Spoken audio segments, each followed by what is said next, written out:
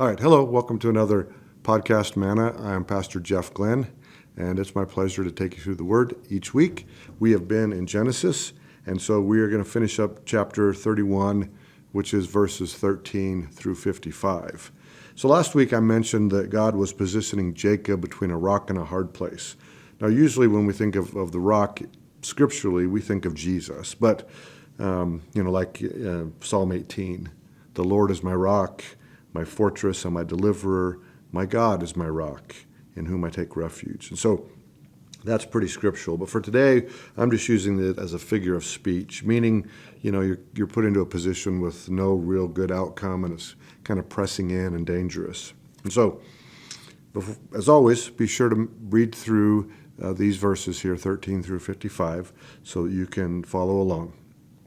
And as we begin, we see that right off the get in verse 13, God reminds Jacob who he is. And he says, I am the God of Bethel, where you anointed the pillar and where you made a vow to me. Now arise, get out of this land, and return to the land of your family. So immediately, God is reminding Jacob of who he is and the history that they've shared together. And so he reminds Jacob that he was the God of Bethel. And if you remember, this was that encounter where Jacob had the vision of the ladder, and Bethel means the house of God, meaning that God is in this place. And so God had revealed himself to Jacob there. And Jacob made a vow to this one that had revealed himself to Jacob, that he would be his God. And as part of this vow, that he would pay 10% as a tribute or an acknowledgement of this one who would be his God. Now, God had seen in the story where we pick it up today, where Jacob had been mistreated by Laban, and he calls him to return home. And as Jacob is making these plans, Leah and Rachel, rightly so, they kind of are upset about their plight, but they also get to experience the reality of their marriage, this idea that two becoming one, and what affects the one will affect the other. And so the consequences of Laban and Jacob's fallout, this tension that's growing between them, it will affect them just as much as when they were prospering before this time of tension. And so they're dealing with that as normal people would that go through difficult times. And while Laban was away, they packed up and they got out of Dodge. And this here that we see a curious verse that indicates that Jacob, or at least not all of Jacob's house, had kept this vow that we remember back at Bethel. And so this was the vow that Jacob vowed that the Lord would be his God. And so what it reminds us of is that individually, Jacob and Leah and Rachel, they each had to make that choice for themselves to honor the Lord as God. So we remember then Joshua's declaration, which reads, but as for me and my household, we will serve the Lord. And so we can kind of think, well, isn't that a household declaration?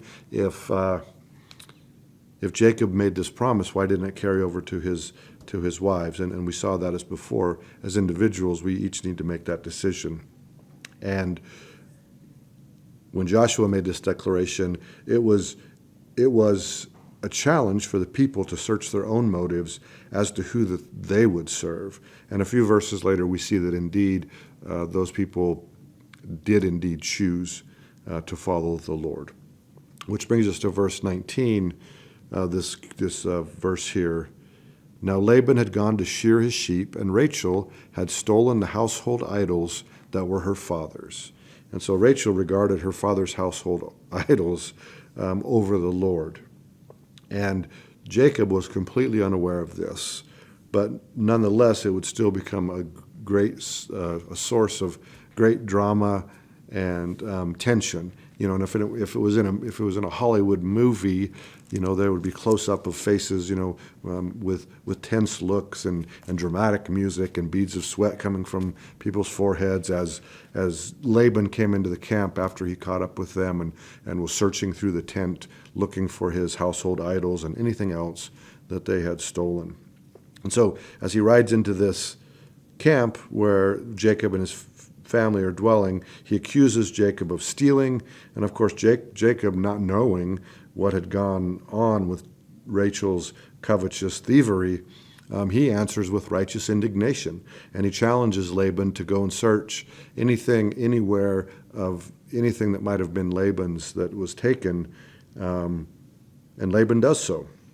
And so Jacob was highly offended to have been accused of thievery.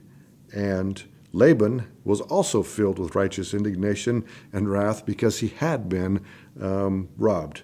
So he'd been robbed of these household idols. And he also had the added grievance that Jacob had absconded with his daughters and sons and servants and what he viewed as his livestock and other possessions. And so, but we do remember that Jacob earned those as wages.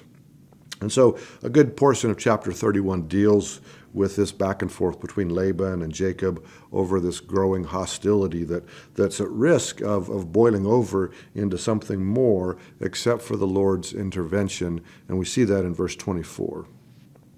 But God had come to Laban the Syrian in a dream by night and said to him, "Be careful that you speak to Jacob neither good nor bad." And so he's basically saying, kind of watch what you're saying here, watch your tone, those things that might get you into trouble with me for the way that you treat Jacob. And Laban, although he was quite upset and made accusations, and there was this back and forth of accusations of stealing his gods, nonetheless there was no further escalation beyond that. And in fact, Laban suggested that they enter into a covenant because essentially they agreed to disagree about the whole situation.